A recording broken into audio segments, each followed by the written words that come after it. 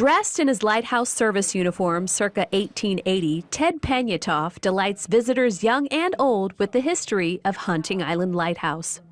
It makes me feel humbled to realize that the lighthouse keepers that really dedicated their lives to making sure that the lighthouse worked properly, was always operating when it was supposed to be. Hunting Island Light was decommissioned in 1933, but became the main attraction for the most popular South Carolina state park until it closed in 2022. We were starting to see some failures of the cast iron stairs inside the lighthouse.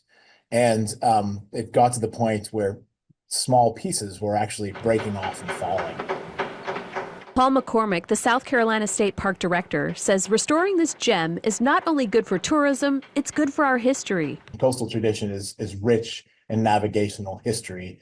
And these, much like any other historic structure that we restore, maintain as a country, I think they are significant to not only tell the story, but to remind us of our roots and our history.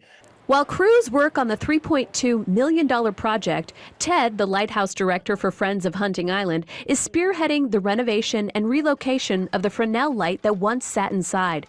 It will soon sit in its own climate-controlled enclosure outside the lighthouse. When there was a lighthouse keeper, that was his job every day. One of the keepers had to go up there and basically clean that lens, clean all the surfaces to make sure that there was no dust on them that would attract the salt water. A retired Navy commander, Ted works to tell the stories of men and women who kept watch. Service and sea are in his blood. It was just the dedication, and I feel kind of part of that